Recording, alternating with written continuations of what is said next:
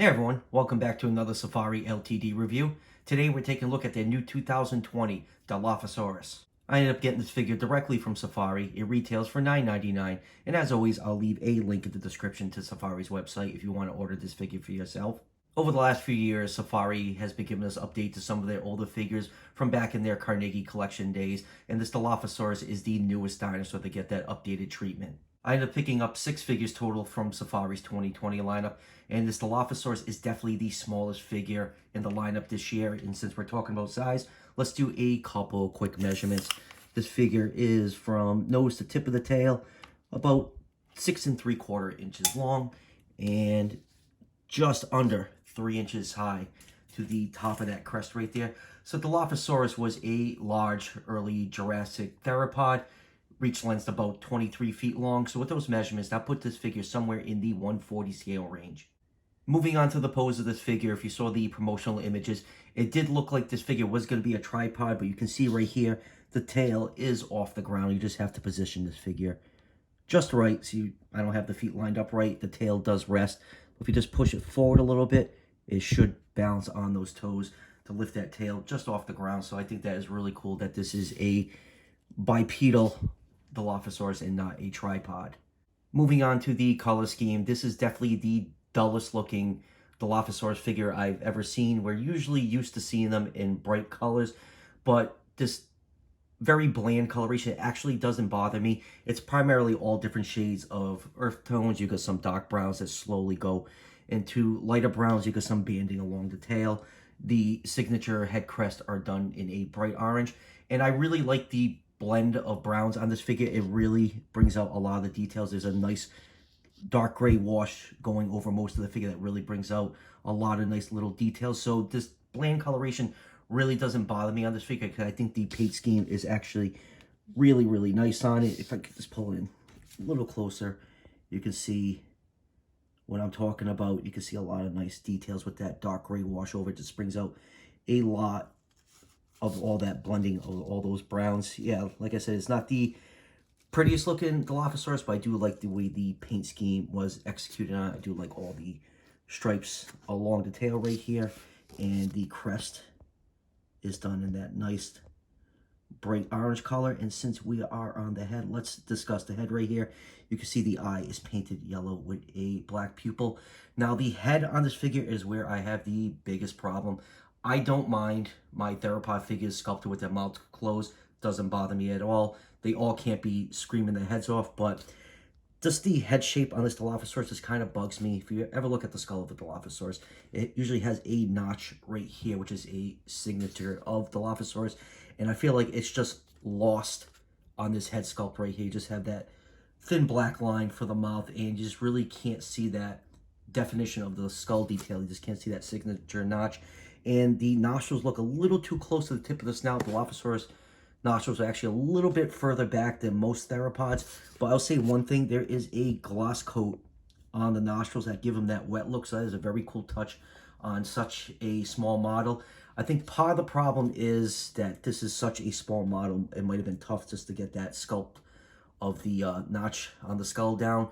But I think in this case, I think it probably would have been better to sculpt this figure with the mouth open so you can get more of that, Dilophosaurus shape into the sculpt. I just feel like it's just kind of lost on this figure. I mean, even on this side, it's just a line. You just cannot see that signature notch on its upper jaw on this sculpt.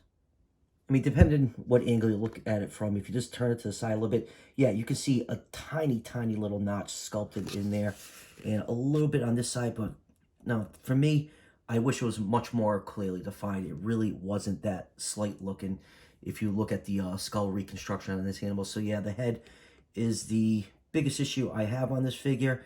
So going to those signature crest right there, you can see they are painted with orange with a little bit of that brown paint coming in. Let's look at it from the front.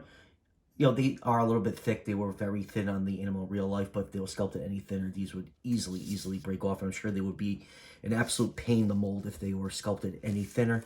So going down to the neck, you can see a lot of pits and divots, which gives the figure a nice feel with texture. You run your finger along this figure, the texture feels really nice.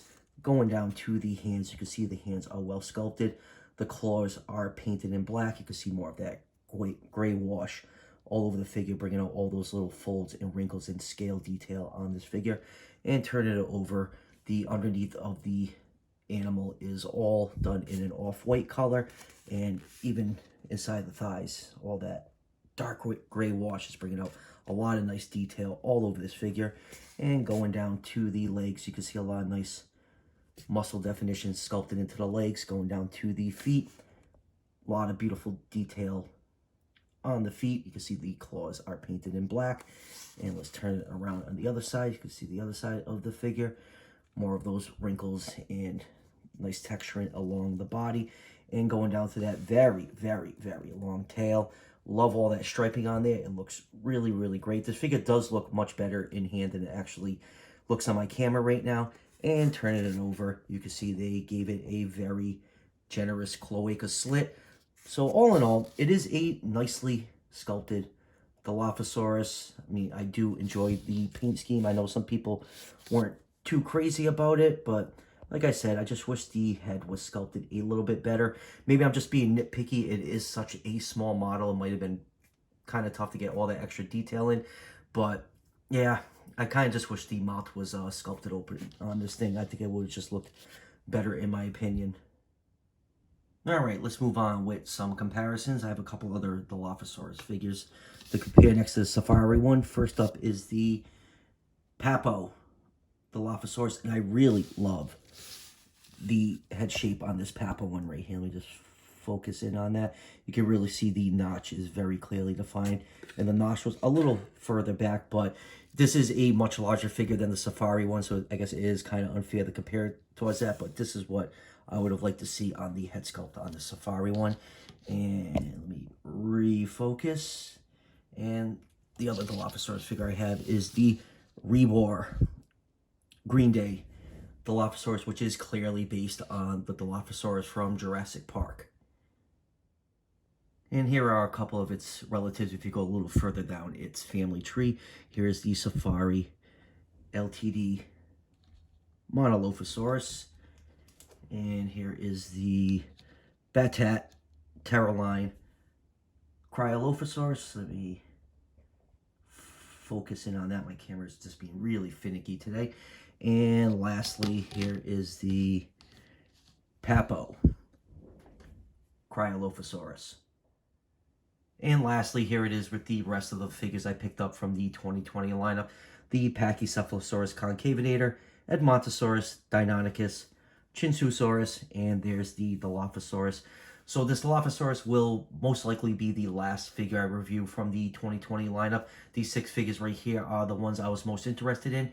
I may pick up the Ichthyosaurus somewhere down the line if it becomes available on Amazon, so I can just order the figure and just get free shipping since I have Prime. So all in all, my final thoughts on the Safari 2020 lineup. I think it was a good lineup. A lot of people really weren't too crazy about it. I think part of the problem was that we did not get a sauropod or a ceratopsian. Every year, those are the two species of dinosaurs I'm always looking most forward to when Safari puts those out. So I was very disappointed that we didn't get a sauropod or a ceratopsian this year. I do like most of the figures in this lineup. If I had to rank them, I think my top 3 figures would be the Deinonychus with the Edmontosaurus, a very close second, and the Pachycephalosaurus. I have a huge soft spot for Deinonychus.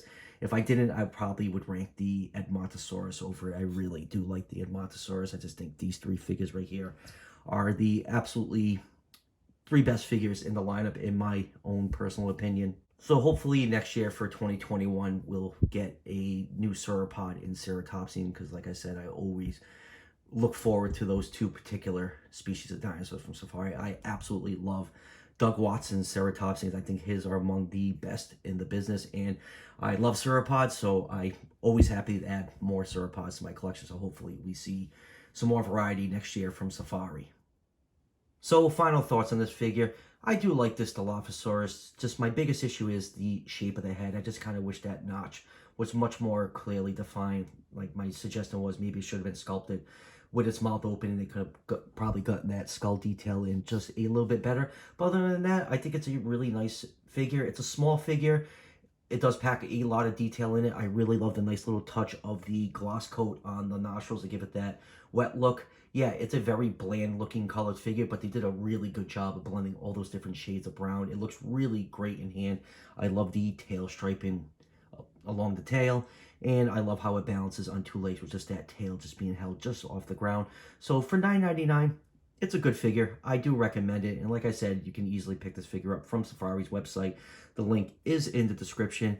So that will do it for the review. As always, if you're liking the content on this channel, show your support by hitting that subscription button just below the video. Each subscription helps out the channel tremendously and is greatly appreciated. And I'll see you guys for the next one.